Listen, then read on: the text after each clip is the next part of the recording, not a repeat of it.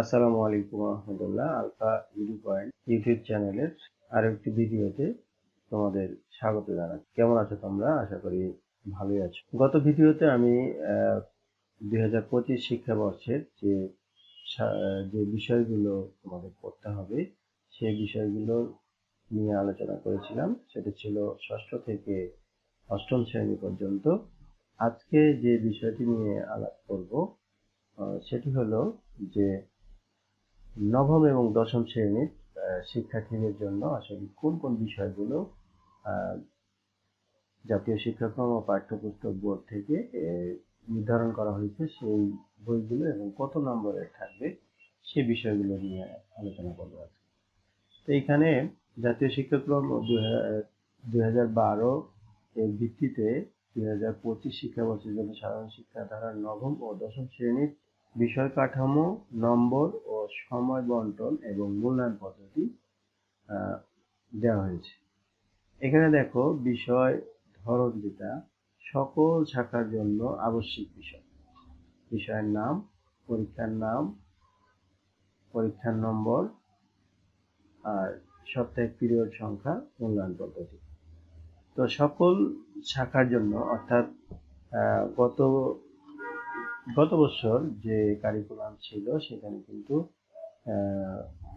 পূর্বে যে আমরা সায়েন্স, আর্টস, কমার্স বলতাম বা তিনটা বিভাগ বলতাম, সেই বিভাগ কিন্তু ছিল না। সেটা আবার পুনরায় নিয়ে আসা হচ্ছে এবং এখানে আবার বিজ্ঞান এবং সাধারণ এবং মানবিক শাখার জন্য বিজ্ঞান, মানবিক এবং ব্যবসায় শিক্ষার জন্য আলাদা আলাদা বিষয় দেওয়া হয়েছে।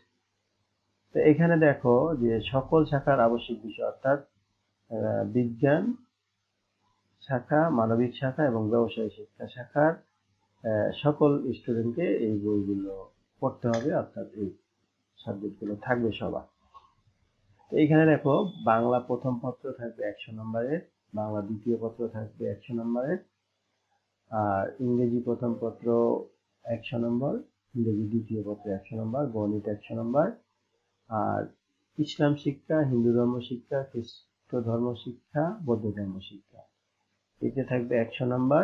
তথ্য যোগাযোগ প্রযুক্তি থাকবে 50 নম্বর, আর ক্যারিয়ার শিক্ষা থাকবে 50 নম্বর। শারীরিক শিক্ষা, স্বাস্থ্য ও বিজ্ঞান, শারীরিক শিক্ষা, স্বাস্থ্য, বিজ্ঞান ও খেলাধুলা থাকবে 50। এই মোট থাকবে হলো এখানে 750 নাম্বার। আর এখানে সাপ্তাহিক পিরিয়ড সংখ্যা আবারও বলছি যে এটা শিক্ষার্থীদের জানা দরকার, পাশাপাশি সম্মানিত শিক্ষক মহোদয় যারা আছেন তাদের জানা দরকার যে কতগুলো পিরিয়ড সংখ্যা হবে, অর্থাৎ এইভাবে রুটিন করবে এবং তোমরাও এই রুটিন অনুযায়ী সেই ক্লাসগুলো করতে পারবে। এখানে মূল্যায়ন পদ্ধতিটা কিরকম হবে? লিখিত সামষ্টিক মূল্যায়ন, অর্ধবার্ষিক ও বার্ষিক পরীক্ষা। অর্থাৎ গত 24-এর যে বার্ষিক পরীক্ষাটা তোমরা দিয়েছো ঠিক অনুরূপভাবেই কিন্তু পরীক্ষা অনুষ্ঠিত হবে।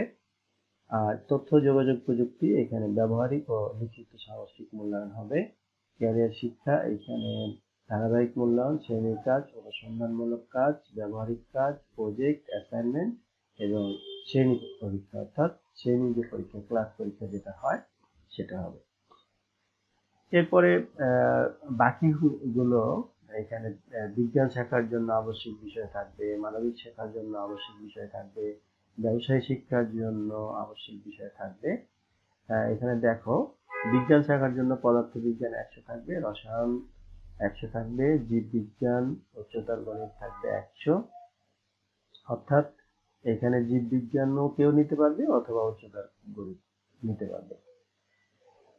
একটা থার্ড সাবজেক্ট হবে, একটা ফোর্থ সাবজেক্ট হবে। তো ব্যবহারিক ও লিখিত, এরপরে বাংলাদেশ ও বিশ্ব পরিচয়, এটা 100 নম্বরের থাকবে বিজ্ঞান শাখার জন্য। মানবিক শাখার জন্য বাংলাদেশের ইতিহাস ও বিশ্ব সভ্যতা, ভূগোল ও পরিবেশ, অর্থনীতি, পৌরনীতি এবং নাগরিকতা, এটা একটি সাবজেক্ট। এগুলো 100 নম্বরের করে থাকবে। এখানেও তিনটি বিষয়, এখানেও চারটি বিষয় উল্লেখ করা হয়েছে। বিজ্ঞান, এখানে একটা সাধারণ বিজ্ঞান থাকবে, আর বিজ্ঞান শাখার জন্য তো পদার্থবিজ্ঞান, আর মানবিক শাখার জন্য এখানে থাকবে হলো সাধারণ বিজ্ঞান সেটা। ব্যবসায় শিক্ষা শাখার জন্য ব্যবসায় উদ্যোগ, হিসাব বিজ্ঞান, ফিনান্স, ব্যাংকিং এবং বিজ্ঞান, অর্থাৎ এই বিজ্ঞান মানবিক শাখার জন্য যেটা, সেটা ব্যবসায় শিক্ষা শাখার জন্য একই বিজ্ঞান থাকবে। এগুলো সব 100 নম্বরের করে। এরপরে সকল শাখার জন্য ঐচ্ছিক বিষয়, অর্থাৎ চতুর্থ বিষয়, যেমন জীববিজ্ঞান, উচ্চতর গণিত, ভূগোল, পরিবেশ, কৃষি শিক্ষা, রাষ্ট্রবিজ্ঞান, বেসিক ট্রেড, শারীরিক শিক্ষা ও ক্রীড়া। এরপরে আরবি, সংস্কৃত, পালি, বাংলাদেশ ও বিশ্ব পরিচয়, অর্থনীতি, পরিণতি, নাগরিকতা, চারু ও কলা, সঙ্গীত। এইগুলো ঐচ্ছিক বিষয় হিসাবে 100 নম্বরের নিতে পারবে। তাহলে শাখাভিত্তিক মোট নম্বর ও পিরিয়ড সংখ্যা দেখো। আবশ্যিক ও শাখাভিত্তিক মিলিয়ে মোট নম্বর ও পিরিয়ড সংখ্যা হবে হলো 1250। এরপরে আরো কিছু বিষয় এখানে উল্লেখ করেছে দেখো, যে আবশ্যিক বিষয়সমূহ সকল শাখা শিক্ষার্থীদের নিতে হবে। বিজ্ঞান, মানবিক ও ব্যবসায় শিক্ষা শাখা থেকে যে কোনো একটি শাখা নির্বাচন করে নির্বাচিত শাখার আবশ্যিক বিষয়সমূহ নিতে হবে। শাখাভিত্তিক আবশ্যিক বিষয়ের বাইরে চতুর্থ বিষয় হিসাবে একটি বিষয় বেছে নেওয়া যাবে। ঠিক আগের ভিডিওতে এগুলো বলেছিলাম, আর পুনরায় এই জন্য বলছি না, যে এক শিফটের স্কুলের ক্ষেত্রে কিভাবে ক্লাস হবে, রুটিন হবে, এবং দুই শিফটের স্কুলের ক্ষেত্রে কিভাবে রুটিন হবে, এখানে ঠিক সেভাবে দেয়া আছে।